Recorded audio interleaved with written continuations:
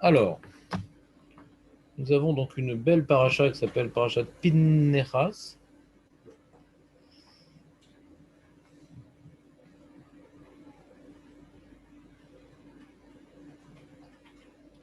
Daber Hashem el Moshe les morts.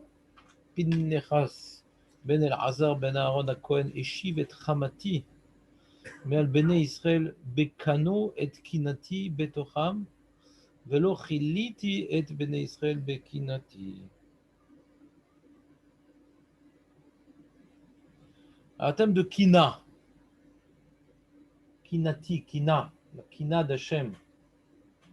Kina.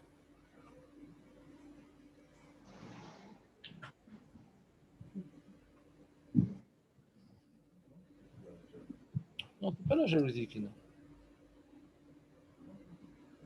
La colère un peu. C'est une notion de colère. Il a exprimé la colère. Pinchas a exprimé la colère. Par la vengeance, ouais.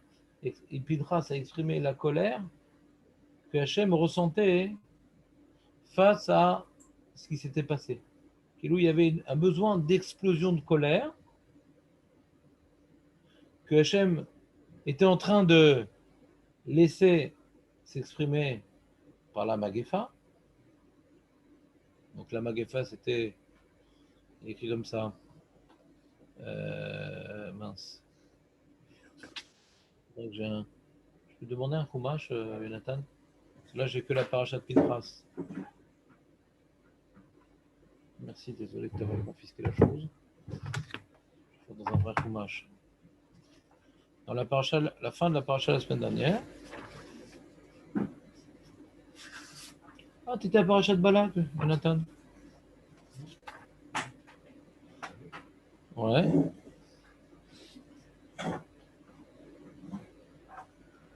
Donc il y a marqué dans Kaf Dalet Dalet. Omer Hashem el Moshe, kar et kol rocher Ha'am. Prends tous les têtes du peuple. Ve'oka otam lachem neged hashamesh.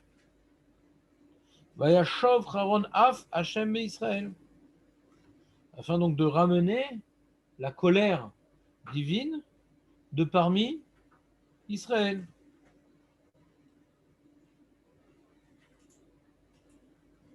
C'est marqué dans le Pasuk Gimel, Itzamed Israël et Baal Peor. Israël, il s'est investi dans Baal Peor. Vaïchar af Hashem be Israël. Hashem, il a laissé éclater sa colère. Et dit Rashi Mazé colère, Shalar baem magefa. Il leur a envoyé une épidémie, ça c'est la colère divine.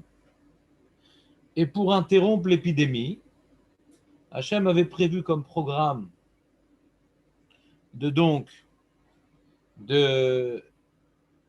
d'investir la communauté d'Israël dans le châtiment divin.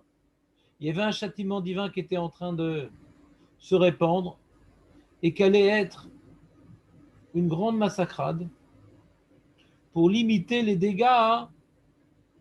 Puisque c'était quoi les dégâts? C'est que le problème, c'est qu'il y avait des fauteurs et il y avait des passifs. Mais les passifs devant la faute, c'est aussi une forme de faute. Donc ça allait faire une massacrade débordante.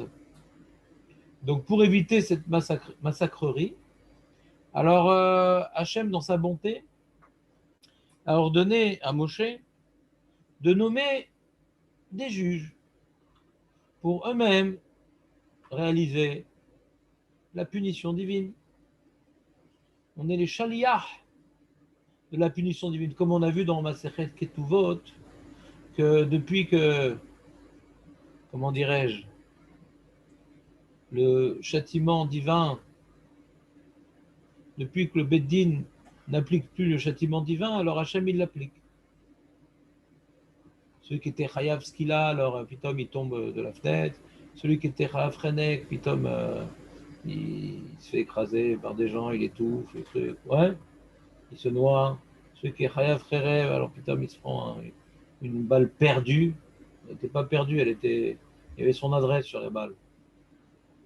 Donc le Beddin, quelque part, quand il applique les châtiments, mérités bien sûr, de manière objective et légalement permis par la Torah, eh bien quelque part, il enlève la colère divine. Parce que le seul fait de juger, quand le Beddin y juge, même s'il ne condamne pas à mort, il est écrit qu'un Sanhédrin qui condamne à mort plus qu'une fois tous les 70 ans, il est considéré meurtrier. Mais le seul fait de juger, d'amener des témoins, ça amène de la justice. Même si on va pas tuer le mec à la fin, pour des raisons qu'on va chercher à l'innocenter, on va chercher, pas l'innocenter, mais à trouver des vices de forme dans le jugement pour empêcher sa condamnation. Mais le fait qu'on fasse régner la justice, ça vient maintenant étouffer la colère divine. Parce que la justice, elle est en place, donc ça fait peur aux gens que le Sanhédrin se mêle, qu'il y ait une possibilité de condamnation à mort, ça rétablit un petit peu l'ordre dans la société, qu'il y ait des jugements. Même que ça n'aboutit pas forcément à la peine capitale, le fait qu'il y ait un jugement sur la peine capitale est suffisant pour créer dans la vie sociale une retenue qui va maintenant quelque part repousser la colère divine face aux transgressions. Mais là, ça ne suffisait pas un jugement, il fallait mamache, une punition dans les faits. Il fallait mamache tuer beaucoup. C'est quoi beaucoup? Rachamim nous enseigne qu'il y avait 76 000 juges et chacun devait en tuer 2. Donc Nathan va nous faire le calcul. Si c'était 75 000, ça aurait été 150 000. 88 000. 88 000? C'était 176 600. 176 000. C'est Midrashi, Rambam, il dit 77 000 juges et 254 000. Parle-moi vite. Il y a deux avis. Il y a Midrashi qui sont 88 000 juges et 176 000 morts. Parce qu'il y en a 2 fois 80. Chacun de tuer 2. L'avis du Rambam, c'est 74 000 juges, 77 000 juges, et c'était 154 000. Dans les faits, c'est un problème. C'est un problème parce qu'il y a écrit que l'intervention de Pinchas a interrompu la Magéfa et a interrompu également l'action des juges. C'est-à-dire que les juges qui devaient massacrer les fauteurs allaient sauver les passifs, d'accord? Et l'intervention de Pinchas est venue interrompre l'intervention des juges. Ça a interrompu la Magéfa. Tu me suis ou pas?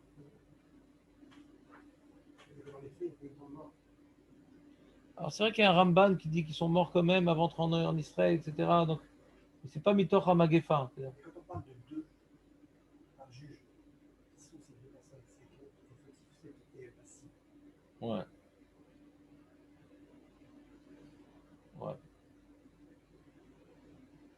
Bonne question. Maintenant, Rashi lui rapporte. Rashi rapporte c'est quoi? Neged Hashemesh. Al-Pipchat, c'est vu de tous. Faut que ça soit fait Befaresia. Pas on la mettre dans un coin derrière un buisson et on lui règle son compte. Non. Faut que ça soit la faute était Befaresia. Il faut que la punition aussi soit Befaresia. Il y a eu un Chilou Hachem, qu'ils n'ont pas eu honte de fauter au grand jour, Neged Hashemesh. La punition, elle doit être Neged Hashem. Ce n'est pas dans le cadre du tribunal. C'est pas. Il faut le tribunal d'être Michutz Lamachane. Dans Sanhédrin. Non, là, c'est Betor Hamachane. Betor Hamachane. Parce qu'il y a ici un Kiddush Hashem. Shuvat Amishkal. C'est-à-dire Mida Keneged Mida. Mais il rapporte Rashi un Midrash. Midrash Agada Hashemesh Modia et Tachotim. Il y avait. Ça m'a rappelé quand j'étais jeune, j'avais vu un un film comme ça, la 5e dimension. Je sais pas comment ça s'appelait, je pense que c'était comme ça. Des feuilletons qu'il y avait à la télé, comme ça, en noir et blanc. 4e dimension. Et. Bon, on va viser. 4e dimension. Et il y avait un truc comme ça dans la guerre du Vietnam, et tous les mecs, ils voyaient une. Je sais plus, bon, ils voyaient une lumière sur le visage de quelqu'un, et sauf ils se faisaient tuer juste après. Il voyait ses camarades et tout. Ah, c'est quoi, il y a un rayon soleil sur son visage. Il se fait tuer juste après, le mec. Bon, la fin de ce feuilleton, c'est qu'il se regarde dans la glace, il voit une lumière sur lui. Ouais. Toujours, c'est des trucs angoissants un peu. Qui marquent les enfants comme moi, jusqu'à aujourd'hui. Ouais. Hein? Ouais, c'était super angoissant. Moi, j'adorais les trucs angoissants.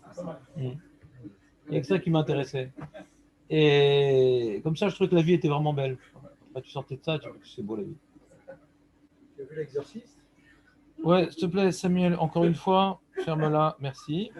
Alors, il dit Rashi, Midrash Agada, ça me fait même pas rire. Hashemesh, Modia et Achotim. Donc, il y avait un rayon. Donc, on voit que la manière que l'épée de Excalibur s'est écrite dans Moshe Rabbeinu avec son bâton, etc. Toutes sortes d'histoires cinématographiques. Et on voit dans des Midrashim ancestraux, ouais, des sources à chaque fois de certains manques d'imagination de scénaristes. Goy, ou juifs, hein, des fois c'est des juifs aussi. Des fois il y a des mecs qui sortaient des yeshivot qui ont fini à Hollywood, donc ça a pu leur donner aussi certaines imaginations. Mais là on voit ce truc-là, c'est incroyable, ça me rappelle ma jeunesse. Hashemesh modia et achotim.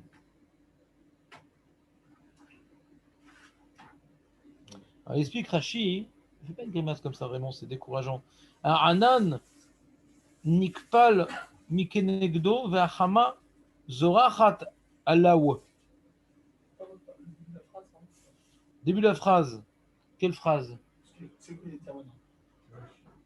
Hashemesh modia et achotim. 2 petits points. Anan, pas le chamor. Anan, le nuage. Nikpal mikenegdo. Il y a une petite éclaircie au-dessus de lui. Tu te rappelles Snoopy, encore une autre référence midrashique ancestrale, ouais. Il y avait un petit nuage au-dessus du, je ne sais plus qui, de son camarade. Ouais. Charlie Brown. Et là, c'est l'inverse. C'est pas un petit nuage autour du fauteur, c'est une petite éclaircie juste au-dessus du fauteur. Et le soleil le désignait. Donc ça, peut-être ça répond à ta question, c'est-à-dire s'il fallait tuer comme des juges sans intervention divine, on aurait pu tuer que les actifs. Les passifs, tu ne sais pas qu'est-ce qu'il pensait dans son cœur, est-ce qu'il était pour, il était contre, est-ce qu'il était sur le point de s'opposer, est-ce que c'est pas vraiment. Il y a un passif conscendant, ouais. Il y a un passif, il n'a pas le courage, mais il s'est associé un peu, quoi.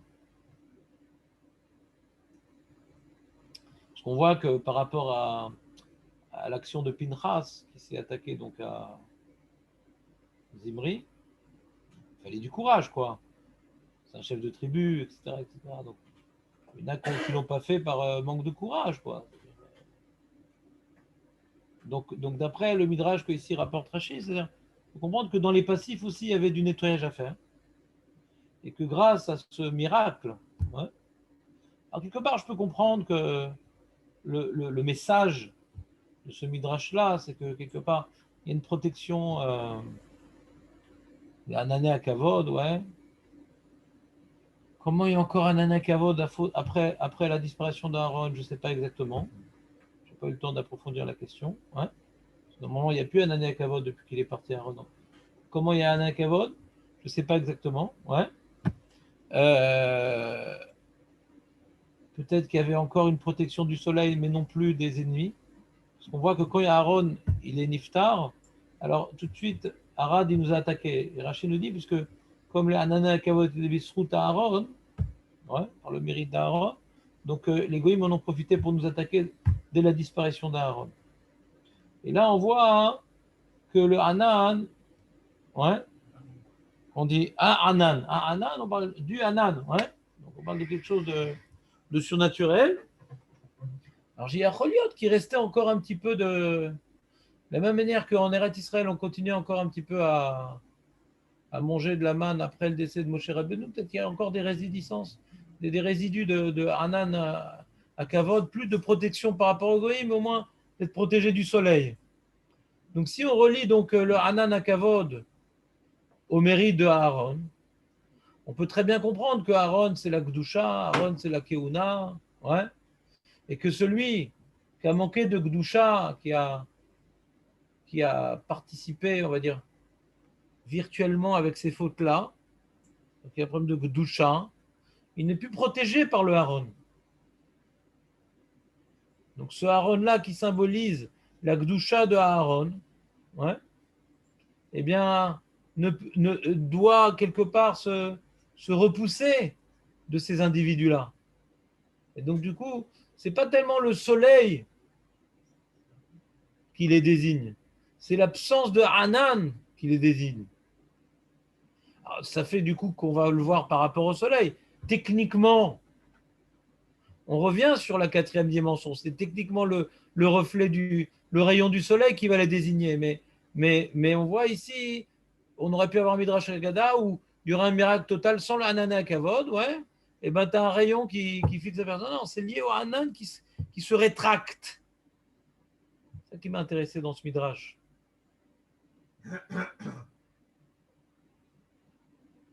Pourquoi est-ce qu'il est sur le track? Samuel. Muselière.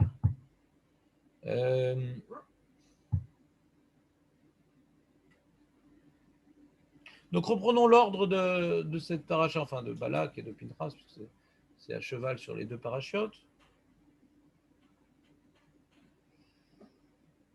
On a donc une Magefa qui est en train de massacrer le Ham Israël. Hachem, il dit à Moshe comment faire pour interrompre la Magefa. Il faut désigner un certain nombre, je ne vais pas rentrer dans les chiffres parce que sinon Yosef risque d'intervenir, un certain nombre de juges qui vont eux-mêmes accomplir le châtiment divin et va rendre le châtiment divin moins destructeur, parce qu'on a pris les choses en main, on a pris conscience de la gravité de la faute. Donc du coup, il y a peut-être des gens passifs dans le tas qui ont été nommés juges et qui ont pu donc expier leur propre passivité, ouais, limite, une passivité qui était entre deux chaises et qui ils auraient pu être emportés par la Magefa. Leur intervention les a nettoyés d'une tolérance mal placée. On est dans une société tolérante. Des fois, on a une tolérance mal placée. Chacun fait ce qu'il veut. Il y a les homosexuels, il y a si chacun fait ce qu'il veut. Non. On t'a pas demandé de tuer les gens. Les gens disent ah c'est grave, mon rave l'a dit c'est très grave. Allez viens on achète un Uzi, etc. On n'a pas parlé de tuer les gens là. Il ne faut pas que cette paracha du zélé Pinchas pousse au meurtre. Ouais. Tu es ni un rabbin ni rabbine. Ouais. Donc le but c'est pas de tuer des gens, c'est de tenir en aberration la Avera, être écœuré par les fauteurs. Ça on peut faire. Ne pas être tolérant envers les fauteurs. C'est-à-dire que quoi, que je vais les cracher dessus, je vais les frapper. Non, tu peux aussi faire du Kiddush Hashem et dans tes relations sociales avec lui, ouais, être agréable pour lui donner envie. Il y a un travail difficile. Il y a une séparation dans notre nefesh. Être poli, bien éduqué, agréable avec le fauteur, sans faire bien entendu khanifout. Ouais. C'est pas le foot féminin khanifout. Ouais. Khanifout, c'est laisser penser à l'autre, c'est un brave type à mes yeux et c'est pas grave de fauter, ça l'encourage à fauter. Non, une certaine retenue.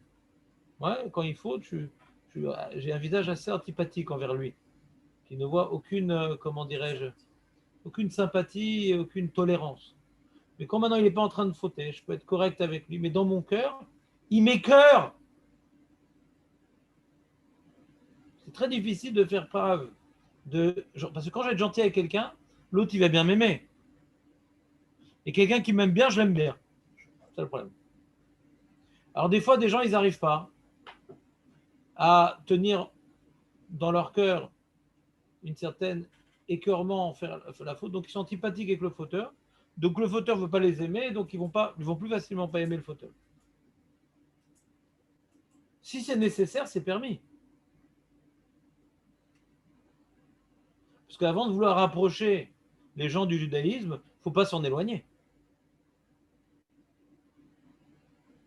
Donc si c'est nécessaire, si tu n'arrives pas à faire ce travail-là, d'être correct avec le fauteur, et malgré tout, d'être écœuré par son mode de vie, d'être écœuré. Alors toujours le grand problème de la génération, c'est le Tinoch Shenishba qui jette une ambiguïté sur c'est pas volontaire. Tinoch Shenishba, c'est l'enfant qui a été enlevé quand il était petit. C'est un concept du Riloni. Il ne sait pas que c'est mal, le truc, nanan, les circonstances atténuantes. Donc pourquoi tu veux que je déteste? Il ne sait pas, s'il avait su, peut-être qu'il aurait fait. C'est toute la complexité de notre époque, c'est que du fait qu'il y a des circonstances atténuantes au fauteur, donc on a du mal à faire la part des choses entre la gravité de ce qu'il fait et son innocence potentielle.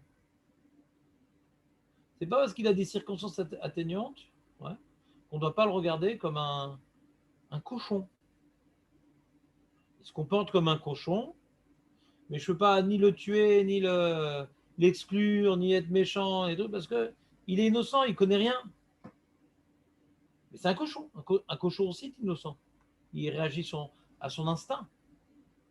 Donc quand on voit un comportement riloni, de grande rilonioute, on doit se sentir dans une porcherie. Pas forcément avoir de la haine envers cette personne-là, parce qu'il est innocent, lui, il ne connaît rien.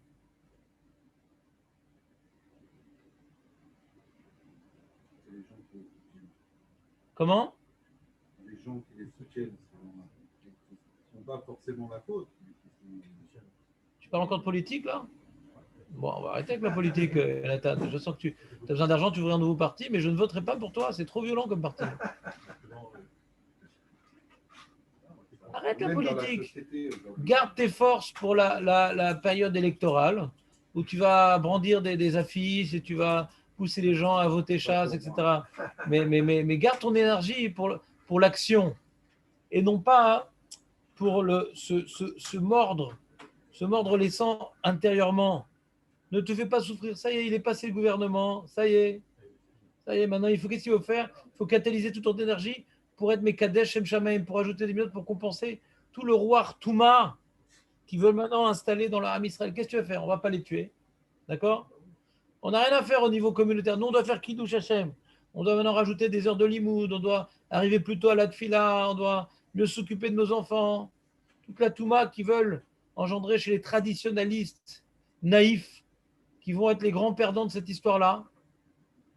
Parce qu'ils n'ont pas de barrière face à ce bourrage de crâne médiatique et politique. Donc, ils vont se faire emporter par cette vague-là de tsunami de Touma.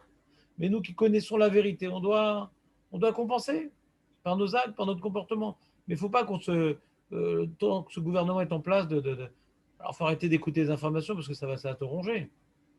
Non, laisse tomber. Ça va comment dirais-je, te faire perdre de l'énergie constructive dans ton avodat Hashem. C'est les angoisses, les contrariétés, ça nous ramollit, ça nous refroidit, ça nous fatigue.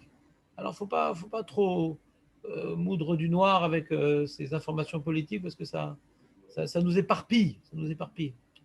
Donc, oublie. Comment? Les traditionnalistes, vous avez parlé, il faut les considérer comment? Comme ces gens-là? Je ne sais pas ce qu'il fait, moi. Ces gens-là qui sont d'accord avec leurs idées. Pourquoi? Ils sont comme les fauteurs. Alors, on n'est pas là pour juger. On n'a pas été nommé par Moshe pour juger, pour arrêter l'épidémie. Aujourd'hui, on les fréquente, ces gens-là. Ils sont bien, ces gens-là. Qu'est-ce que tu leur veux? Samuel, tu peux ne pas parler, s'il te plaît? Samuel, tu peux ne pas parler, s'il te plaît? Les gens ne sont pas venus pour t'écouter. C'est possible que tu arrêtes de parler? Oui. Merci. Tu les fréquentes, et Asma? Est-ce que du fait qu'ils soutiennent, parfois, ils sont un peu entre deux chaises. Tu parles encore de politique? qui soutiennent Bennett. C'est ta question? Père Patrick qui soutiennent Bennett. Bennett, il n'a rien fait de mal. C'est un opportuniste. Sauf qu'il y a des opportunistes qui ont de la suite dans les idées, et lui, non. C'est tout. Je ne sais pas combien de temps il va durer son règne politique. Ouais. Mais ils sont tous opportunistes. Maintenant, Bibi, il fait genre religieux parce qu'il sait que c'est son électorat, mais je ne sais pas exactement ce qu'il pense sur la religion, mais il est intelligent. Il a de la suite dans les idées. Bennett, il est bête. Tu enlèves le N, c'est bête. Ouais, il est bête. Alors peut-être que je préfère dire que Bennett est bête plutôt que le Ham Israël est bête, parce que pour continuer à voter pour lui, il faut être bête. Ouais. Alors je préfère avoir, comment dirais-je, un regard assez positif sur l'Am Israël, de croire qu'il a déçu suffisamment de gens pour avoir commis un suicide politique. J'espère. Si maintenant je vois qu'il a réussi à s'attirer un électorat un peu religieux comme lui, ouais, ça me ferait beaucoup de peine. Mais bon, on laisse ce sujet de côté, c'est pas le sujet. On a parlé une fois, juste après l'avènement des Réchaïm, de ce sujet-là pour marquer le coup un peu face à la confusion que ça avait entraîné. Je pense qu'on va mettre ça de côté. Que quelqu'un soutienne Bennett, il est bête, il est naïf, tout ce que tu veux. C'est-à-dire, nous aussi, on a notre bêtise, on a notre naïveté. Je parle d'Avera maintenant. Soutenir Bennett, c'est pas faire une Avera, c'est d'être bête. C'est tout, c'est d'être bête. La première chose qu'ils ont fait. Oublie la politique, oublie la politique. Oublie, on parle pas de politique ici. La semaine dernière, il y a eu une défilé Oublie. de Goy. D'accord. Mais c'était pas prévu déjà dans l'agenda, c'est pas prévu déjà qu'elle est. C'est la première chose qu'ils ont fait. C'était pas prévu? Ils en font tout le temps des Gay Pride. Hein. Là, c'était des mois, ils ont mis le drapeau devant la Knesset. Et quoi, ils le faisaient pas d'habitude, ça? Ils le faisaient aussi? Non. Le drapeau devant la Knesset, non. Ah ouais? T'es sûr? C'est la première. Vérifie. Non, je sais pas, je me méfie parce que des fois, on a des médias religieux et ils disent pas toujours la vérité. Vérifie. Hein? J'ai pas entendu? Nicolas Cavog, vous avez un œil décoratif sur ce qui se passe dans les médias. Mais bien sûr, ils ont tous leurs intérêts. La vérité, elle existe que chez moi. Alvaï qu'elle existe chez moi. Et quand je vois les difficultés que j'ai pour incarner la vérité, je suis méfiant avec les autres aussi. Hein. On est tous subjectifs. Donc, je ne sais pas ce qu'ils ont fait pour l'instant de gravissime. Année-le EDA. Ouais, année-le EDA. Et ça ne m'intéresse pas. C'est sûr qu'ils vont tout faire pour entraîner un vent de Touma. C'est ça leurs accords coalitionnistes. C'est pour ça qu'ils sont venus au pouvoir. Il n'y a pas de doute qu'ils vont tout faire. Est-ce que Hachem va les laisser? Année-le EDA. Et qu'est-ce qu'il va faire qu'Hachem va les laisser ou pas? C'est toi et moi. Donc, c'est la seule action qu'on a. Ce n'est pas une action de vengeance, une action de parler de ça sans arrêt à table, en face des enfants. Ce n'est pas ça le but. Ouais. Le but, c'est de montrer qu'il y a solution à tout. Il y a solution à tout quand on est religieux, quand on a la foi. On peut être dans les camps de concentration, les camps d'extermination, et malgré tout faire une avodat Hashem. On peut être dans une situation politique dramatique, et malgré tout faire une avodat Hashem. Et faire avancer le schmilblick, là on peut le faire avancer. En malasot, si maintenant Hashem nous envoie une telle épreuve, c'est que c'est entièrement positif. Si Hachem nous envoie une telle épreuve, c'est que c'est entièrement positif. Si c'est en train de nous, d'être déprimés, d'être cassés, d'être méfiants, des trucs, alors c'est pas Hachem qui nous envoie ça alors. Parce que ça nous a fait tomber. Ça doit nous réveiller. Revenons à notre sujet, juste pour qu'on en finisse. Même si on a les mêmes idées politiques, je ne viens pas ici parler des choses qu'on a en commun. J'essaie maintenant d'enseigner la Torah quand même. Qu'on n'a pas en commun parce qu'on ne connaît pas beaucoup de Torah. Ouais. Donc on avance un peu dans la Torah. Donc, je comprends ta colère, je comprends des approbations, je comprends ton besoin de t'exprimer, mais c'est dommage que ce soit au dépend du tochen de la paracha éternelle. Donc, ce que je voulais vous expliquer, que ça a été en plusieurs étapes. Il y a d'abord l'épidémie, ensuite Hachem, il a donné aux hommes la possibilité de s'investir, et avant qu'ils aient pu, il y a marqué Ve'uka. C'est quoi Ve'uka? Ve'oka otam. C'est quoi Ve'oka otam? Hein, Youssef, c'est quoi au cas? C'est au cas par cas? Au cas par cas? Perdu. Alors, il dit Rashi. Non. Non, c'est pas mal. C'est pas mal.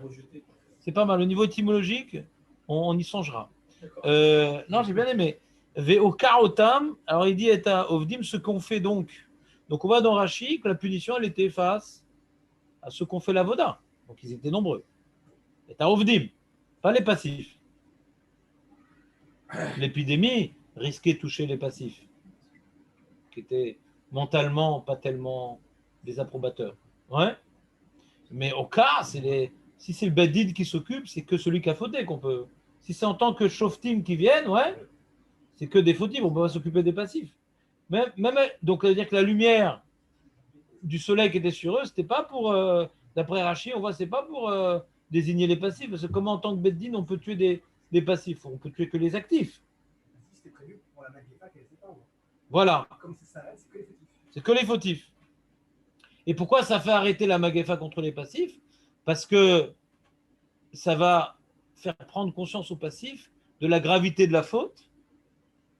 Et des fois, eux-mêmes, ils vont être désignés pour s'occuper de la punition, ce qui va expier leur comment dirais-je, leur indolence, leur passivité, pas leur passivité, leur tolérance,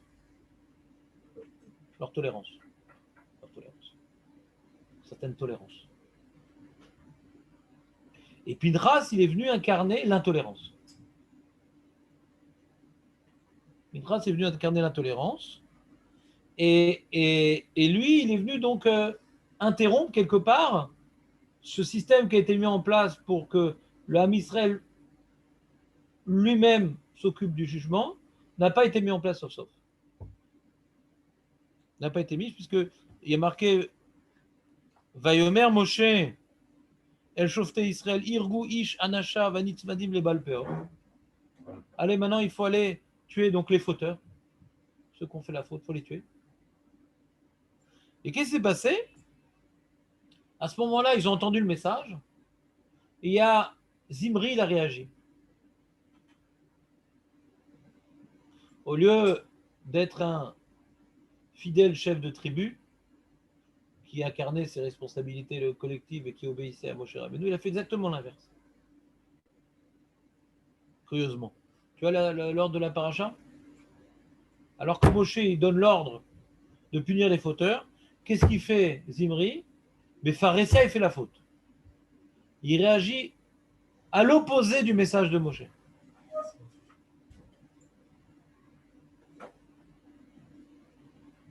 Hein, Marco? Qu'est-ce que tu aurais fait, toi? Tu aurais fait comme Zimri ou pas? Non, mais disons qu'il a voulu protéger ses tribus, quoi. Chazak.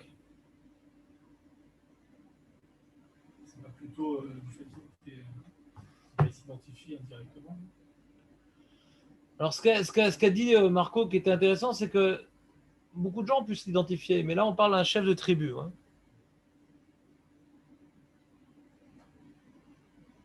C'est bien comme ça. Veine ish mi bnei Israël, ba, vayakrev el echav, vayakrev el echav. Vayakrev, eux, ils crevaient, ils étaient en train de crever, et lui, vayakrev, ouais, el echav. C'est-à-dire quoi, vayakrev el echav? C'est rapproché de ses frères. On voit comme il dit Marco. C'est-à-dire qu'il y a ici un enjeu ouais, d'être solidaire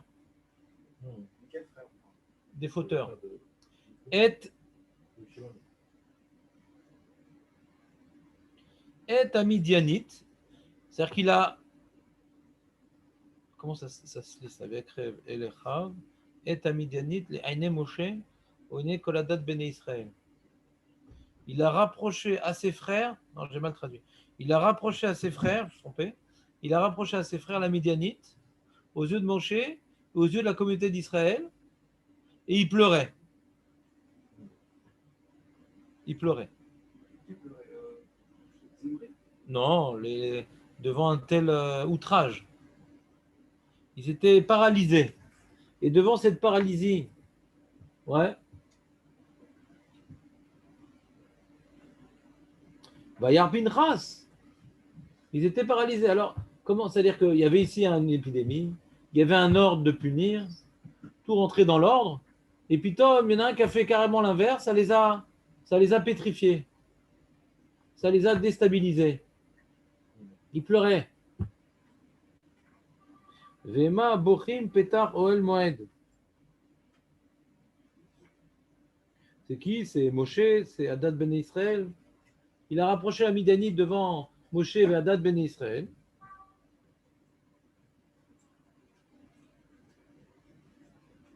Et Rachid nous explique, la Gemara dans Sanhedrin, qu'est-ce qu'a amené Zimri à intervenir? C'est sa tribu, elle dit quoi? On est en train de se faire massacrer. Et toi, tu restes les bras croisés. Donc, il a fait ça par solidarité, par fraternité.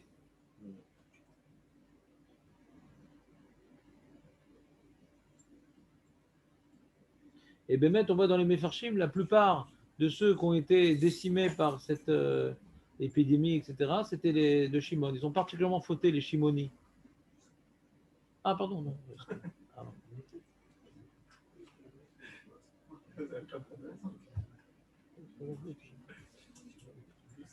Je peux pas être lèche-bot, ouais. Ils ont particulièrement fauté ces gens de la tribu de Shimon. Tu préfères comme ça? C'est mieux comme ça. Toi aussi, tu t'appelles Shimoni? Ah, bah dis-moi. Ah, donc la tribu. Ils ont particulièrement fauté cette tribu.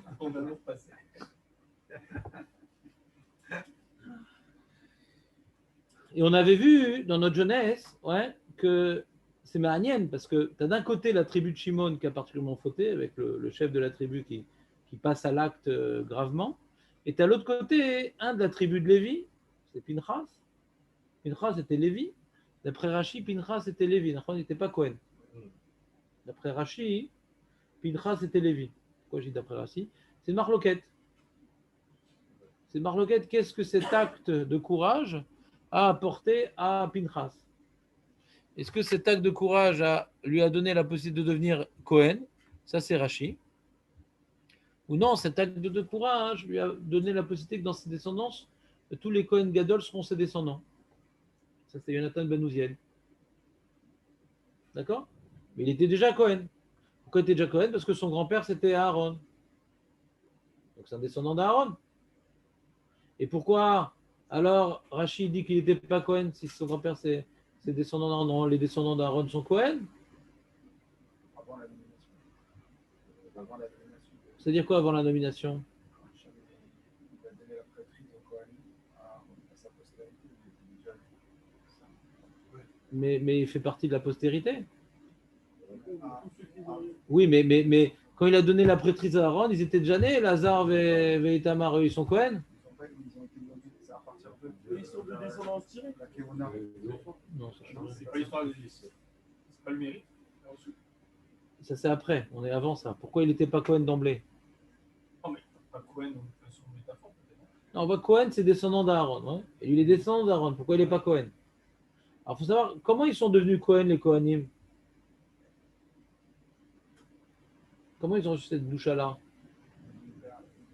Le Vaudor. Ils ont été intronisés à. Non, pas le Vaudor. C'est aucun rapport. Comme Chichon, dès que tu te coupes les cheveux, hein, tu perds ta force. Ouais. Vous avez vu ça? Khazak. Antipou. Antipou? Oui. Ah ouais? Non, vraiment. C'est pas quand il y a eu l'inauguration du Mishkan. Khazak! Inauguration du Mishkan. On est venu oindre les ustensiles du Mishkan et on est vu oindre Aaron ou Banav. Ça s'appelle une intronisation. C'est-à-dire que les Kohanim, c'est des ustensiles du Beth Amikdash. T'as Shoméa? Antipou, t'as Shoméa? C'est des Kélim du Mishkan. C'est pas parce que tu es descendant de Aaron. Ouais, c'est tes descendants de Aaron, mais ta fils aussi, ils ont été oints. Et leurs enfants seront donc Kohanim, parce que c'est devenu une nouvelle dynastie. Ah, pourquoi d'après Rashi, alors Pinchas, lui aussi, il appartient à la dynastie? Pourquoi? Parce que lui, il était Cotton. Quand il y a eu l'inauguration du Mishkan, il était Cotton. Il n'était pas Bar Mitzvah. Comme il n'était pas Bar Mitzvah, donc il n'était pas apte à faire cette avoda de Keuna suite à l'onction. Après l'onction, ils ont fait donc les Milouim, ouais. Il n'était pas tour. Il n'était pas encore rêve de mitzvot. Donc il n'a pas pu bénéficier de cette intronisation. D'accord? Donc c'est un Lévi, Pinchas. Pinchas à Lévi. Et c'est magnifique parce que Shimon et Lévi, on les connaît les deux. C'est des violents. D'accord?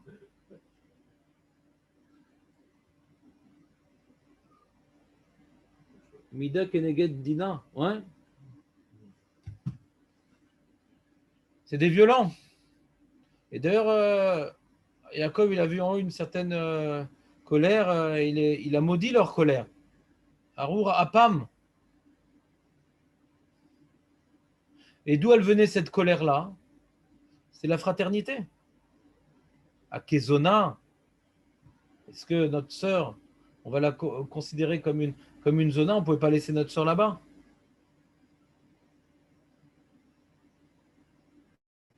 La fraternité. Et c'était quoi leur faute?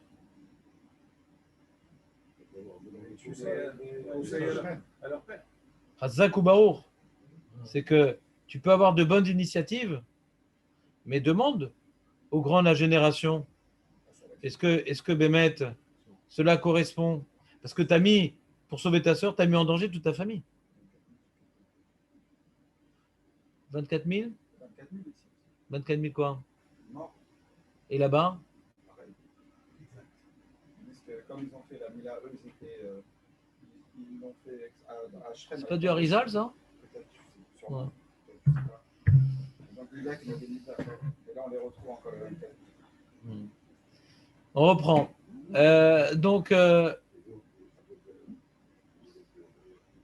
Ça me paraît bizarre que quand même dans la ville de Shrem, ils étaient 24 000, qu'ils aient pu tuer 24 000 personnes. Al-Pipchat, ça me paraît un peu bizarre quand même.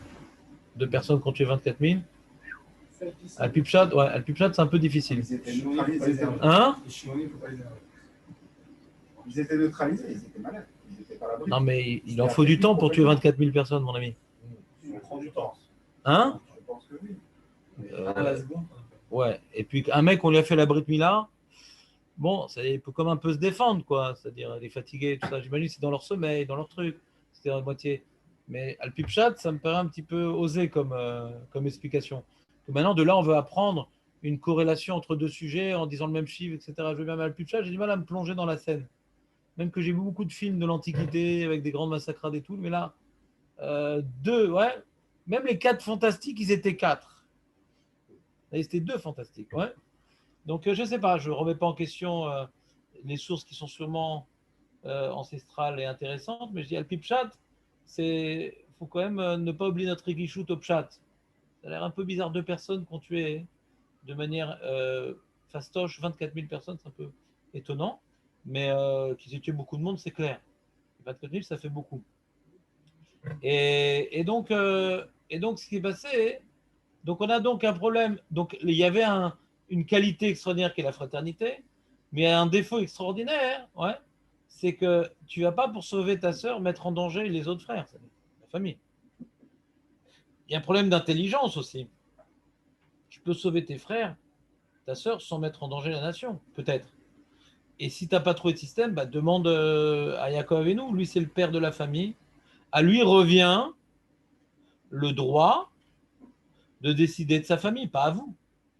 Parce que vous allez sauver votre sœur, bien, mais au dépend du reste de la famille. Donc le père de famille devrait statuer sur une telle question. D'accord? Que maintenant, le responsable de Shimon Zimri veut sauver ses frères, mais ça dépend de la nation, parce qu'il y a une épidémie ici. Donc on voit le défaut de Shimon se rabattre sur ses descendants. C'est bien faire preuve de fraternité, mais si le Ham Israël est en train maintenant de périr, il y a un danger réel. Comment tu fais abstraction du danger réel et de l'ordre du Gadol?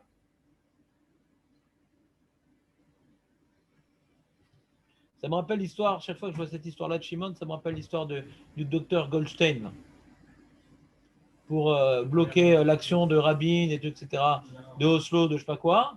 Il a dit alors on va faire un massacre à la mosquée de Hebron pour que s'entraîne un remous politique et que, je ne sais pas quoi, une guerre civile et qu'on ne rentre pas les territoires et je ne sais pas quoi. Donc tout un projet génial, admettons, c'est génial, je ne sais pas, peut-être. Et mais sauf, mais tu as demandé un Gadol, c'est-à-dire à cause de toi, il y a eu des attentats dans des bus après. Il y a eu plein d'innocents qui sont morts, c'est-à-dire. Et quoi, on a quand même rendu Gaza. On a quand même donné des fusils à la police palestinienne. On a quand même fait les accords de Sceaux. Ça n'a rien changé. Sauf que tu as tué des enfants et des femmes et des innocents dans des bus. C'est tout ce que tu as gagné, quoi. Si tu avais tué que toi, ça n'aurait pas été si grave. Mais il y a plein de gens qui sont morts à cause de toi. Et tu n'as pas réussi à bloquer ce mouvement, ouais, cette erreur, ouais. Après coup, on dit que c'est une erreur. Toujours, on peut toujours juger l'histoire après coup, c'est facile. Ouais. Cette erreur monumentale, tu l'as pas du tout bloquée, quoi. Donc, Ezu Chacham Aro et Anolad, il n'était pas Chacham, il est mort pour rien, quoi. C'est un Rotsear, pas d'Arabes. Des Juifs qui sont morts dans les bus, c'est un Rotsear. Donc, pas fraternité pour soutenir tes frères de Gush Katif, pour soutenir je ne sais pas quoi, tu as fait une action où tu étais prêt à mourir. C'est bien, mais il n'y a pas que eux. Les bus à Tel Aviv, c'est aussi tes frères. Donc, ça fait toujours penser à cette histoire-là. Avant de prendre des décisions qui impliquent d'autres personnes que moi-même, il faut que tu prennes conseil chez des rabbinim qui sont responsables de la communauté. Pas un petit rabbin foufou dans une implantation. Un gadol. Ka'avat Israël, de tout le Ham Israël. Pas de son parti politique, de tout le Ham Israël. Qui ne fait pas une différence entre un juif et un autre. Tout le Ham Israël, il est important à ses yeux. Donc là, tu peux prendre maintenant, tu peux être le chaliard du gadol. Pour faire une action qui a des répercussions communautaires, il faut être le chaliard d'un gadol. Mais toi, tu n'as pas le droit de prendre d'initiative. Sourd. Sourd de prendre des initiatives. Et lui, Pinchas, pourtant, lui, il a pris une initiative. Et lui aussi, il est parti à la mort. C'était une action suicidaire, ce qu'il a fait, Pinchas. Le Rachaim, il décrit, il devait traverser toute la tribu de Shimon pour arriver jusqu'au chef de la tribu. Et en le tuant, il était au milieu de la tribu de Shimon, ouais. Il allait se faire lyncher, quoi. Il allait se faire lyncher, quoi. C'est un suicidaire, quoi, Pinchas. Il était prêt à mourir pour cela. Et en plus, il y a une halakha, je vous apprends une halakha que vous connaissez peut-être déjà. Il y a une souga intéressante dans Masechet Sanhedrin qui s'appelle que le rodef, celui qui court après un homme pour le tuer, ouais, alors Efshar Latil Auto, ouais, Efshar Latil est Tatsmi Bedamo. Quelqu'un qui me pourchasse pour me tuer, j'aurai de le tuer. Pas uniquement moi, même une personne qui voit un homme courir avec une hache derrière un autre juif, on peut tuer le hache à roulette. Ouais. Tout le monde peut le tuer. On a le droit de sauver son frère juif, on a le droit de tuer pour sauver son frère juif. D'accord? Même qu'il n'y a pas de jugement, il n'y a rien. Ah non, sur l'action. On peut le faire parce qu'il n'y a pas attendu la décision de justice ou quelque chose comme ça, c'est pour ça. Non, peu importe, c'est peut-être une dispute entre voisins. On ne sait pas pourquoi. Un, il a une hache et l'autre, il court. On ne sait pas. Peu importe. Non, on ne sait pas. Autorisé à tuer celui qui court après l'autre. Voilà. Parce que l'autre prend la même erreur que Chinois. Non, pour l'instant, je ne suis pas arrivé à ça. Ah, ouais. J'essaie de faire un lien avec ce que je dis, c'est pertinent, mais pour l'instant, je n'y suis pas arrivé encore au lien. Je vous rappelle juste une petite halakha. Mais il y a écrit que quand maintenant il y a un juif qui couche avec une goya, je ne peux pas le tuer. Il n'est pas grave, vite, un juif qui couche avec une goya. Pas le tuer. Alors, comment Pinchas il a tué Zimri? Parce que c'était Befaressia. Alors quoi, un juif qui couche avec une goya Befaressia, il est Chav Mita? Yosef, je suis content que tu aies retrouvé ton camarade Antipou, mais reste avec nous. Hein, et quand même la mémoire du cours, c'est toi qui notes tout, c'est dommage. Ouais. Ah, vous voulez dire en intimité, oui, mais pas en Palestine. Ah, alors les deux, c'est interdit. Ouais, les deux, c'est interdit. On parle ici de punition. On parle ici de châtiment. D'accord? Que si je vois maintenant un juif rentrer en écoute avec une goya dans une chambre, on n'a pas l'impression que c'est une conseillère pédagogique. Ouais. Eh bien, j'ai pas jeté une grenade par la fenêtre. Bon. Il n'est pas Rav Mita, il fait une avéra très grave. J'ai le droit de lui crier dessus, l'insulter pour lui éviter de faire la. Mais j'ai pas le droit de le frapper. J'ai pas le droit de le frapper. Il fait une avéra grave sur laquelle la Torah n'a pas prévu un châtiment du Bedin ou de l'individu. Pas le droit. n'y a pas de châtiment sur ça. Hachem s'en occupera, pas moi. Hachem s'en occupera, comme toute la vérote, mais pas moi. Ni le Beddin. On a des témoins qu'il était avec une goya, le Beddin ne va pas le tuer. Mais là, c'est Bépharésia. Alors quoi, Bépharésia, le Beddin va le tuer?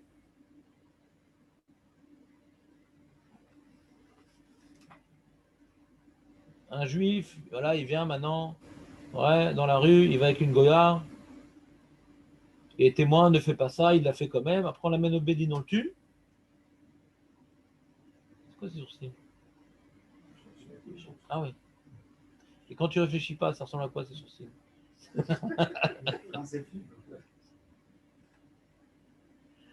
Non, ça fait peur quand tu réfléchis quand même. Je ne suis pas au banc des accusés. Vous avez une idée ou pas, Marco, toi qui as des connaissances sur le judaïsme d'une Corée?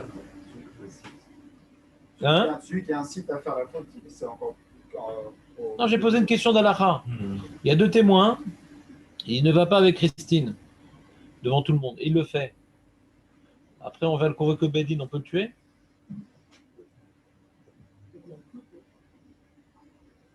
Ah, mais Pinchas, il a tué, là. Ah oui. On parle pas de Malkout, on parle de tuer. Ah oui. Il a le droit de tuer. Le Beddin, il ne tue pas pour ça. Même Bépharésia, le Beddin, il ne tue pas pour ça. Même Bépharésia, on ne tue pas pour ça. Shlomo, tu savais ça? Tu distribues tellement de feuilles, il y en a bien certaines que tu lis. Ouais. C'est créer le shalom entre lui, entre Dieu et le peuple. Non, mais là, on apprend une halakha. Shlomo, il veut cantonner ça, cette paracha. On apprend une halakha de là. Une halakha générale. Et dans quel cadre elle s'applique, cette halakha? Ouais, alors, c'est Rashi qui rapporte ça. Désolé de vous dire que c'est Rashi de la semaine dernière.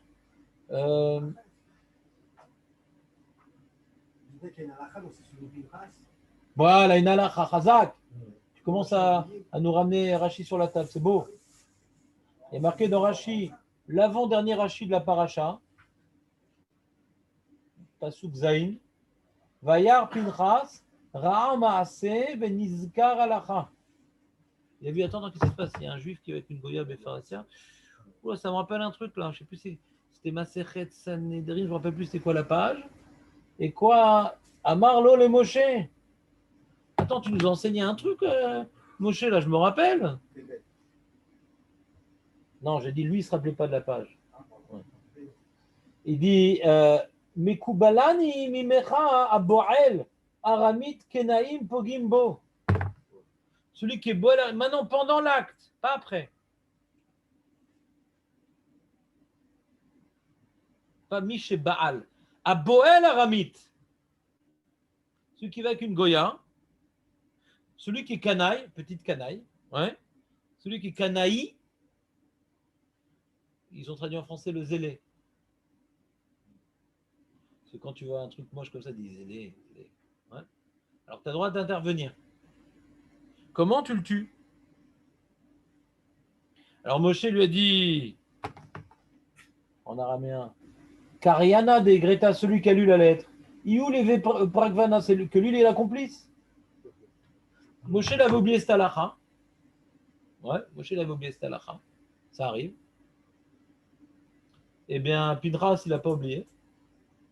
Il dit, attends, mais Moshe... Donc on a vu, même dans son initiative, il a demandé confirmation à Moshe Rabbeinu. Vous voyez encore une fois ou pas? Intéressant cette Gemara. On a dit, ah bah, j'ai une halakha, je fonce. Les gars, il y a des rabbins. Qu'est-ce que tu prends l'initiative alors qu'il y a des rabbins? Quand il n'y a pas de rabbin, tu es dans le désert, il n'y a personne. Il n'y a pas de halakha que tu dois demander au rabbin. Fais-le. Tue. Pas tout le monde. Canaïm. Celui qui a le feu dans son cœur, celui qui est écœuré, ce qu'on a parlé au début, celui qui est vraiment écœuré de la chose. Pas celui qui est jaloux, oh, le pourri, il a pris la plus belle. Hein? Le shalom. C'est à qui ça? C'est à qui ça? Kanaïm Pogimbo. Shlomo, tu peux me passer ton aramite? Ton truc là, la Goya. Tu peux me passer la Goya avant que je la tue Béchat Maasé? Ça passe, ils ne sont plus là. Ah. Ah.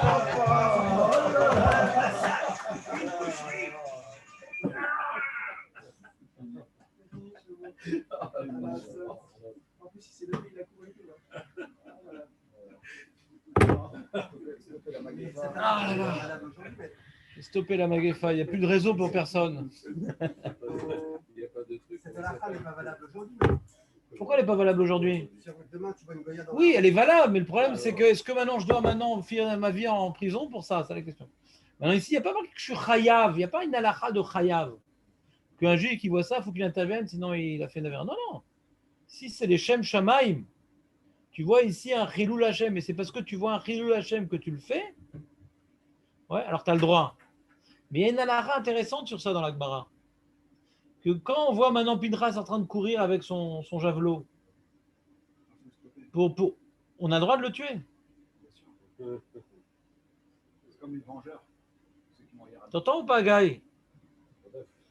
Oui, c'est un Rodef, Pinchas. L'autre, il n'est pas Chayav Mita. Alpidine, il n'est pas Chayav Mita, l'autre.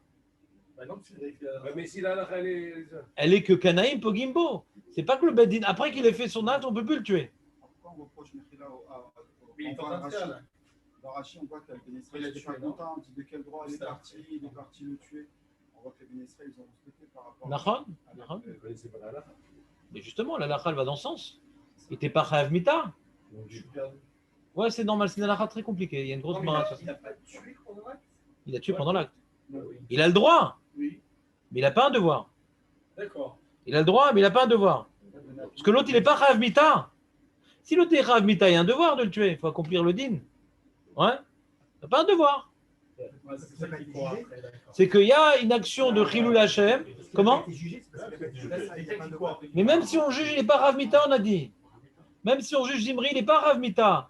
Il y a ici une permission d'interrompre. Il y a une permission d'interrompre le Chilul Hashem par un Kiddush Hashem. Au risque de ta vie. C'est un vrai Kiddush Hashem. Au risque de ta vie, on peut te tuer. Avec ton javelot, on peut te tuer. C'est ici, Pachout, les Gamré Kiddush Hashem. S'il te tue, il n'est pas tour.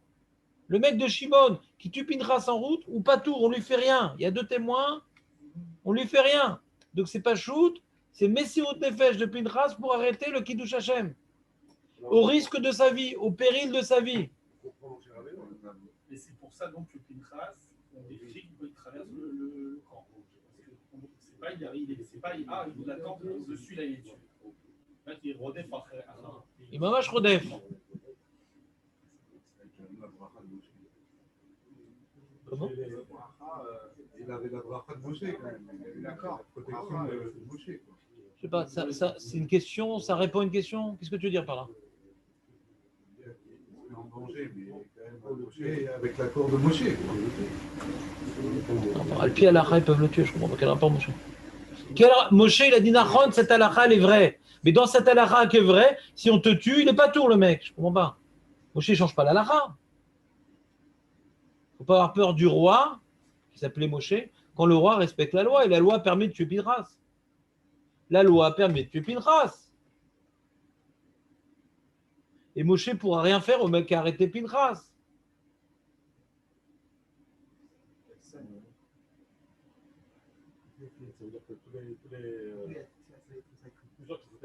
Je n'entends pas très bien. Tous les gens qui ont fauté avec les Mianites, Ouais. ils sont morts à cause de leur Vodazara. À Vodazara là-bas. Ils sont morts parce qu'ils ont fauté avec les Goyotes. Nachon. Le Zimri, c'est un znout. Ouais. Est-ce qu'on voit qu'il a fait à Vodazara? Là-bas, c'était à Vodazara.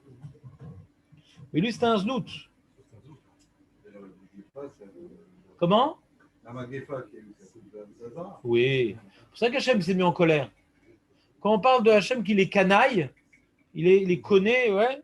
Et Shlokina, c'est à chaque fois dans la Torah, je vous ai fait une fois un shur sur ça. J'avais fait une recherche dans les psukim. La kina d'Hachem, elle est toujours, il y a marqué dans Shemot. Benjamin, on est heureux de revoir ta présence. Shlomo aussi, mais ensemble, pas terrible. Alors, je vous demande de mettre le mur de Berlin entre vous, ça me ferait plaisir. Lo tishtachave lahem velo ta'ovdem ki anochi Hashem Elokecha el kana poked avon avot albanim. On voit qu'il lot ishtaravé le'el acher ki Hashem kana shemo el kanaou. On va dans Dvarim ki Hashem Elokecha esh ochela ou el kana. Lot ishtaravé le'el belot ta'ovdem ki anochi Hashem Elokecha el kana poked avon avot albanim ashishim veribim lesoneai. Ki el kana Hashem Elokecha bekirbecha pen yechera af Hashem Elokecha becha vishmidecha me'al pene adama. Donc à chaque fois que le terme de el kana est rapporté, c'est par rapport à la colère divine face à l'avoda zara. Pourquoi? Parce qu'il y a une alliance entre le Ham Israël et Akadosh Baruch Hu. Akadosh Baruch Hu, il est rentré sous les ailes de la providence. Et comme maintenant le Ham Israël fait avoda zara, il fait preuve d'infidélité.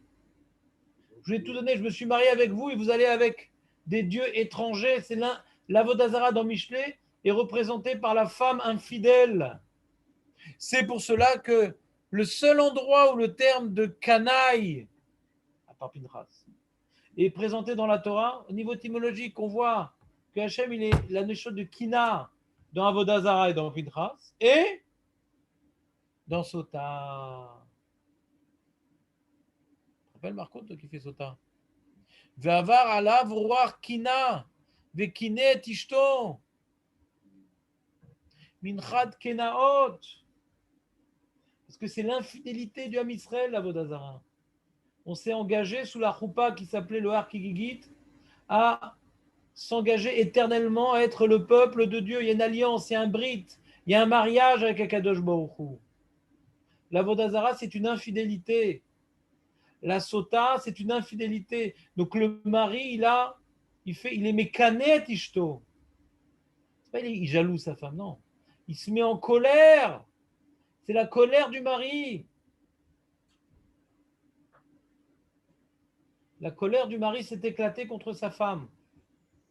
S'est enflammée contre sa femme. Et donc, comme Pinchas est intervenu, c'est un canaille. Pinchas ben El-Azar ben Aaron Akohen Ishiv et Ramati, Me'al ben Israël Bekanneo et Kinnati. Il a laissé enflammer sa colère pour m'acquitter de ma colère. Velo chiliti et ben Israël bekinati, et je n'ai donc pas exterminé le Ham Israël dans ma colère. Vaitalo lezaro arav brit kiuna dolam tachat asher kine leloka vechaper al bnei Israël. Alors il y a une grande question, on dit comment Pinchas, d'après Rachid, est devenu Cohen, puisque un Cohen qui tue, il perd son statut de Cohen, et là parce qu'il a tué, il est devenu Cohen. Ça a l'air d'être paradoxal. Parce qu'il était Mechaper. Le Cohen, tout le travail du Cohen, c'est d'être Mechaper. Les fautes, ça tue. D'accord. Et quand le Cohen, il reçoit le Corban et il fait le Corban, eh bien, il enlève le venin inhérent à la faute. Donc, il est Mechaper. Le Cohen, il est Mechaper. Et donc, on voit ici Shimon et Lévi, encore une fois. Mais à deux opposés, diamétralement opposés. On a Shimon qui, par fraternité, n'écoute pas le grand de la génération et n'en fait qu'à sa tête. Il n'a pas changé, Shimon. Il n'a pas changé, Shimon. Il s'est empiré avec les années. Il y a Lévi qui a réparé. C'est quoi Lévi? On voit à plusieurs reprises Lévi répare. Comment il répare? Eh bien, on a vu dans le Rambam nous rapporte que en Égypte, les seuls à avoir gardé la Brit Mila, c'est les Lévi. C'est-à-dire que la fraternité de Lévi, qui a été sermonnée par son père, a aidé Lévi à faire tchouva et à transformer sa fraternité violente en voir maintenant l'intérêt de ses frères par rapport à la mission qui est confiée à Israël. Il est senti responsable de la mission du Ham Israël, Lévi.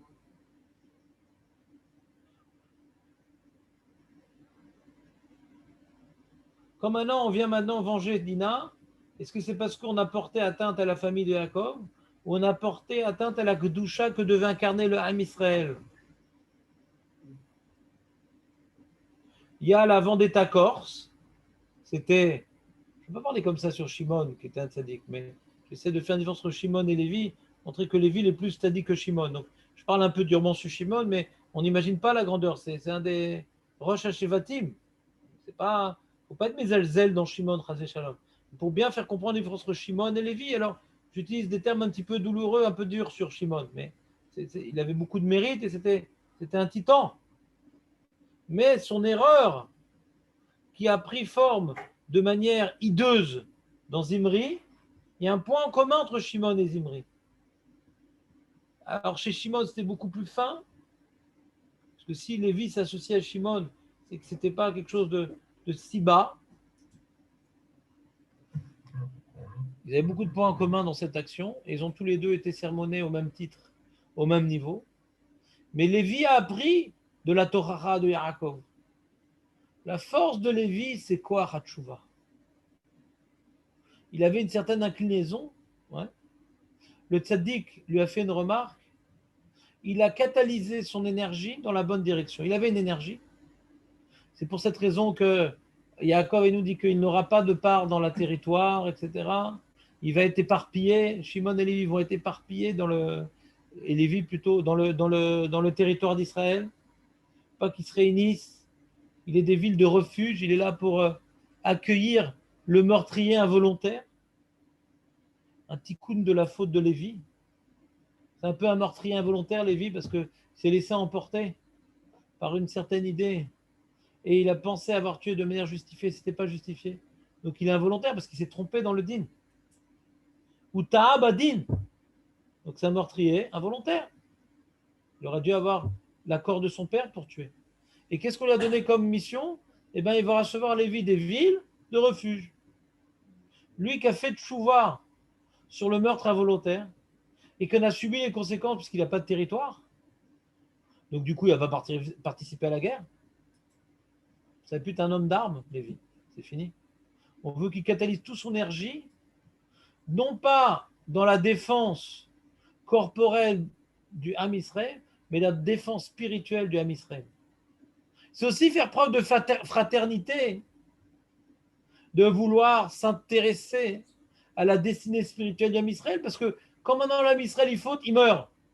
Quand tu entraînes la kapara, quand tu arrêtes la Avera, ben, tu protèges aussi le corps de tes frères. Et les gens te disent, oui, moi je m'intéresse qu'au chesed et tout, les misotes, ça ne m'intéresse pas. Moi, je suis dans Hatzala, je suis dans Zaka, moi je suis là pour faire du chesed dans le corps. Je dis, mais tu n'as pas compris. Quand on fait d'Averot, ça détruit le corps. Quand on fait d'Averot, ça entraîne des épidémies. Quand on fait d'Averot, ça entraîne des maladies. Quand maintenant tu entraînes des mitzvot, tu fais aussi partir Zaka et de Mada. Mada, Keneged Mada, ouais.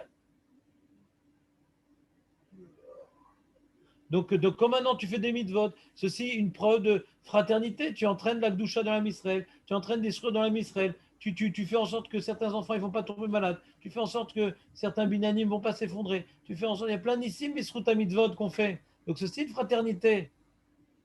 C'est vrai que aller sur les décombres pour essayer de sauver des survivants, c'est faire preuve de fraternité. Mais d'enseigner Torah et mitzvot aussi, parce que ça va entraîner que le binan ne va pas s'effondrer. Donc il y a deux types de fraternité. Et la fraternité de Shimon, qui voit avant tout ses frères mourir, il dit, je vais faire quelque chose pour. Il s'est sacrifié un peu. Si je fais Navera, ça va quelque part. Qu'est-ce que c'est à faire? Donner des circonstances atténuantes. Ils ont fauté parce que même leur nasi, il a certaines tendances bizarres, etc. Mais non, mais au lieu de donner des circonstances atténuantes, fais tchouva et dirige-les. Élève-les. Au lieu de les conforter dans leur faute. Élève-les. Ce n'est pas le rôle d'un nasi. Nasi, c'est élever. Nessiout. Ce n'est pas de rester nasi. Et Pinchas à Lévi, qui est devenu Pinchas à Cohen, d'après Rashi, ouais. Alors lui, qu'est-ce qu'il a compris? Il a compris que je suis prêt à mourir. Et attention, Zimri aussi, il était prêt à mourir. Hein. Il savait ce qu'il était en train de faire. C'était très grave. Hein. c'est mis aussi en danger. Les deux sont mis en danger. La manière que Shimon et Lévi sont mis en danger pour tuer la ville de Shrem, ce n'était pas si simple. C'est un danger quelque part. Les deux sont mis en danger. Mais il s'est mis en danger pour laisser ses frères au roi des pâquerettes, pour sauver ses frères de l'épidémie en faisant des circonstances atténuantes. Et Lévi, il a mis sa vie en danger pour sauver le Kiddush Hashem, pour enlever le Chilul Hashem qui est à l'origine de l'épidémie.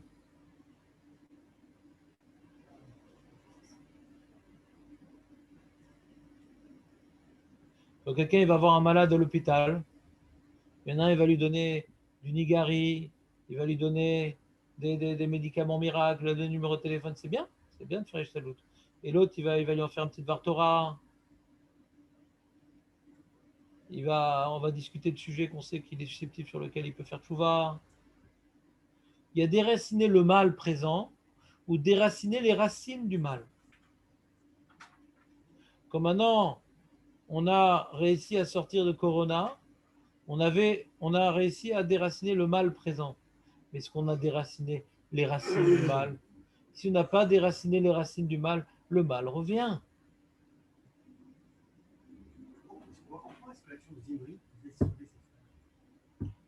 C'est compliqué. J'ai parlé de circonstances atténuantes. Ah, ils ont particulièrement fauté parce que, tu vois, donc ils ont mal été dirigés, etc. C'est pas de leur faute. C'est comme quand le Sanhédrin, il se trompe, ouais, et il fait faire Avodah Zarah au Ham Israël. Alors, il y a un korban à apporter, mais ils ne sont pas Chav Mita, ils sont shogeg. Ils voulaient faire de ses frères des shogegim. Qu'en dirait si on voit le chef de tribu faire ça? Ils ont des circonstances atténuantes, c'est pas si grave. Donc les juges, ils allaient moins tuer les gens de Shimon. Ah, ils ont dit ça. Ça allait refroidir les juges dans leur mission punitive. Ça allait refroidir les juges dans leur mission punitive.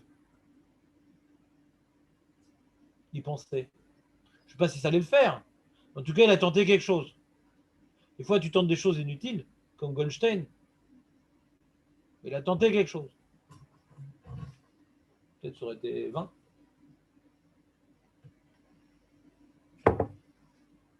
Donc dans la vie, les amis, il faut toujours réfléchir. Il y a des problèmes dans la vie. Il y a deux façons de résoudre des problèmes. Ou bien s'attaquer au problème lui-même. Ou bien chercher c'est quoi? Mais pourquoi j'ai tellement de galères? Pourquoi j'ai tellement de galères? Alors pour cette maladie, j'ai trouvé un bon médecin. J'ai trouvé ce médicament. C'est-à-dire, mais à chaque fois, je retombe malade. À chaque fois, je fais faillite. À chaque fois, ça se répète trop. Donc si je suis maintenant devenu le dictionnaire ambulant des bons remèdes médicaux, mais il faut se poser la question, mais pourquoi? Pourquoi j'ai autant de galères? Il faut chercher la racine du mal. Alors la Torah nous oblige de faire une ishtadlut. La Torah nous oblige, fais tchouva, mais va chez le médecin. Fais tchouva, mais va chez le médecin. Mais si tu ne fais pas tchouva et que tu vas chez le médecin, la personne peut guérir, mais la racine du mal reste en lui. Donc il y a deux possibilités. Ou bien il retombe malade. Si Hachem il est miséricordieux avec lui, il le fait retomber malade pour l'amener finalement à faire tchouva. Première tentative, échouée, on refait une deuxième tentative de faire tchouva. Et si Hachem il n'est pas miséricordieux avec lui, ben, il retombera plus malade. Mais donc il va devoir payer sa faute dans l'au-delà.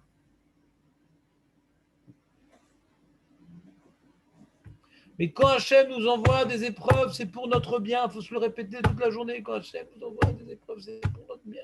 On a des choses à se reprocher.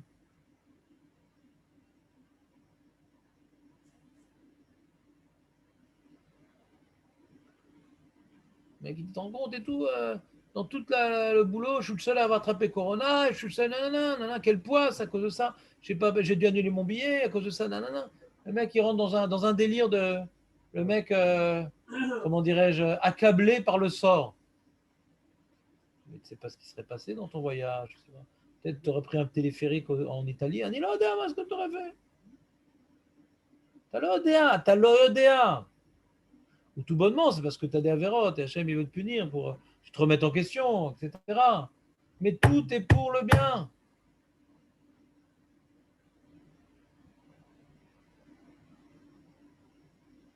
Et tout ce qui vient, ça vient d'Hachem. C'est pas chouette comme message. Mais on l'oublie tellement fréquemment que le répéter, c'est jamais suffisant.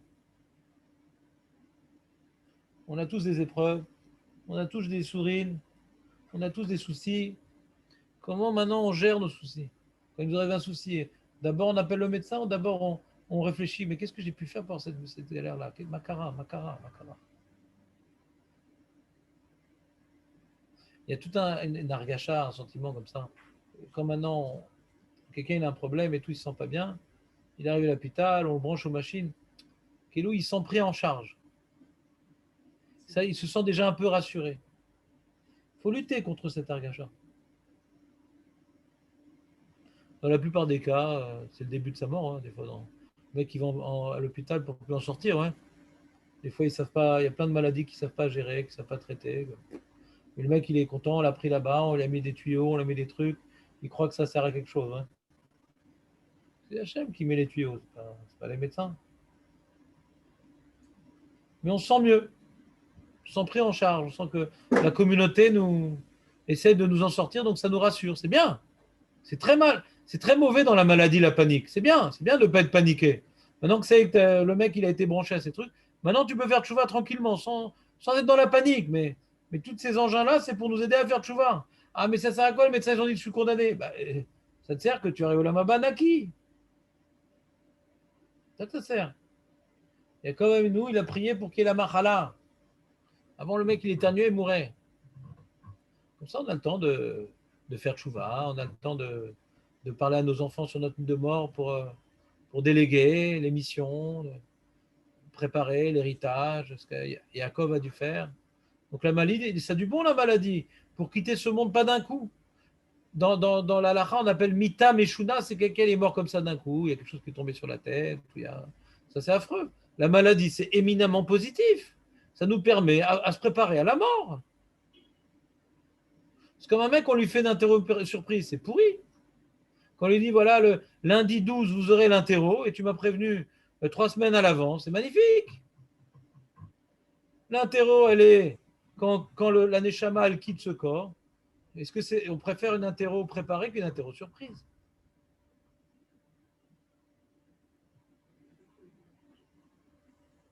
Alors, personne ne souhaite tomber malade. Mais comme tous, on va mourir un jour, je vous rassure tout de suite, on va tous mourir un jour. On veut mieux mourir après une petite période. C'est mieux. Alors, je n'ai pas dit que cette période-là, ça doit être des souffrances atroces. Non, pas du tout. Non. Le médecin dit, voilà, monsieur, vous n'avez plus que ça à vivre, etc. Mais il ne souffre pas, le monsieur. On ne doit pas souhaiter les sourires, on ne doit pas souhaiter les souffrances, parce que dans la souffrance, on panique, on ne va pas pouvoir faire tchouva correctement. Donc, une petite annonce comme ça, à l'avance, voilà. On sait à peu près quand est-ce... La Mishnah dans la vote, elle dit, fait tchouva tous les jours, parce qu'on ne connaît pas le jour de notre mort. Ce serait dommage d'arriver... Révise tout le temps parce qu'on ne sait pas quand est-ce qu'il y a l'interro surprise. Ça veut rien dire ça, ouais. Comme ça, quand j'étais pas sérieux à l'école, un jour j'ai compris qu'il fallait être sérieux et je suis arrivé à l'opposé. C'est que je révisais tout le temps pour éviter l'interro surprise. Tout le temps, j'avais des fiches sur moi et je révisais. Alors, cette notion-là, c'est écrit dans la Mishnah de Pirkei Avot. Révise ta neshama, révise tes midot, révise ta verot, parce qu'il y a peut-être une interro surprise. Des fois, comme ça, il y a des situations dans lesquelles je l'ai échappé belle, je te rends compte, je n'ai pas fait de choix sur ci, sur ça.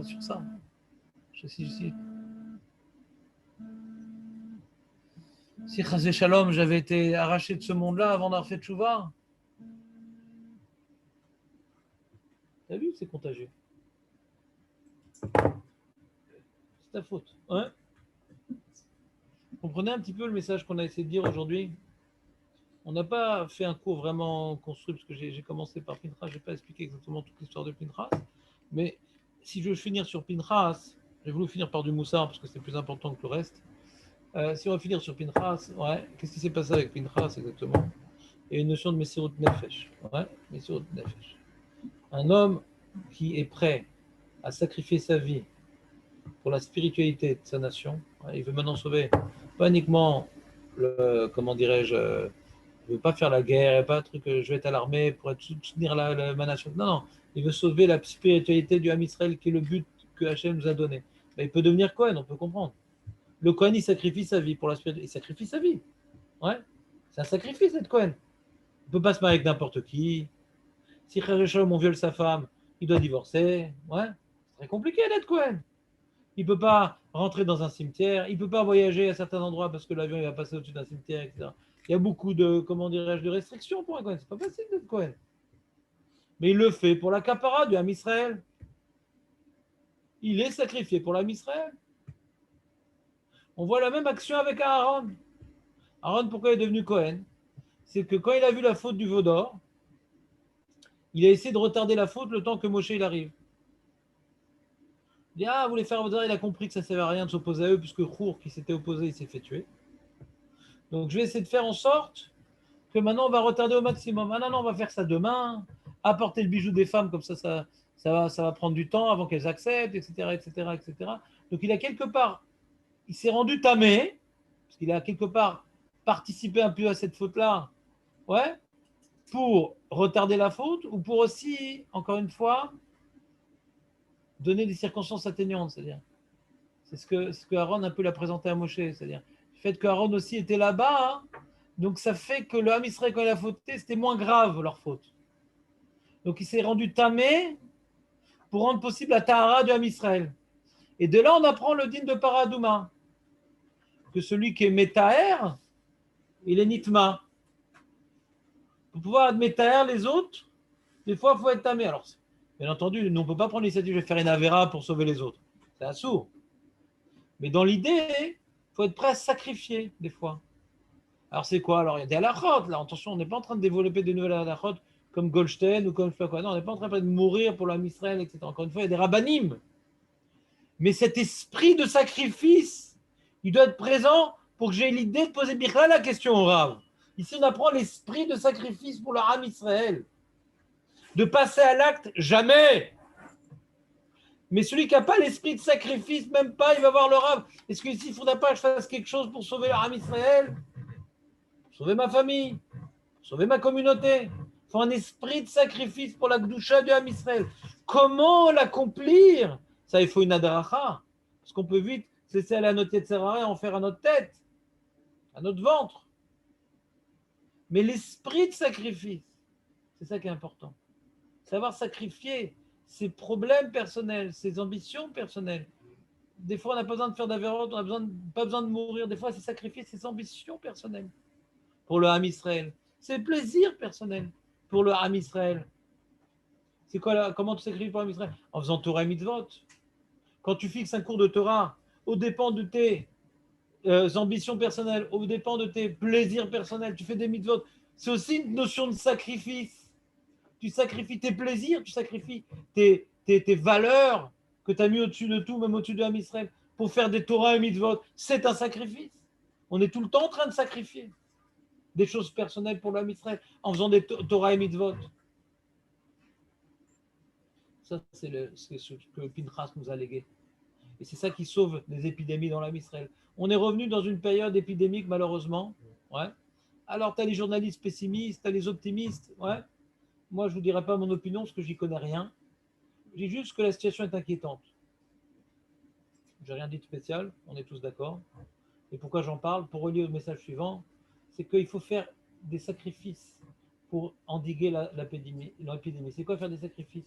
C'est pas maintenant aller brandir des pancartes, etc. C'est soi-même sacrifier des moments de prédilection que nous avons, des joies, des trucs, pour faire des mitzvot, être kovea, itim, la Torah, ne pas lâcher la gviout dans la Torah, des fois des occasions, ne pas lâcher la gviout dans la Torah, ne pas lâcher la gviout dans la tfila, ne pas lâcher la gviout de se lever le matin, en faisant les brachot, ne pas lâcher un cadre de vie juive, que ce soit en vacances, que ce soit pas en vacances, bientôt c'est les vacances, il ne faut pas lâcher. Hachem, il a fait en sorte que la plupart des cas, Elul, c'est pendant les vacances, pour nous mettre face à nos sacrifices. Est-ce qu'on est prêt à sacrifier ce moment particulièrement adapté au laisser-aller, notre cadre qu'on a essayé de s'imposer toute l'année?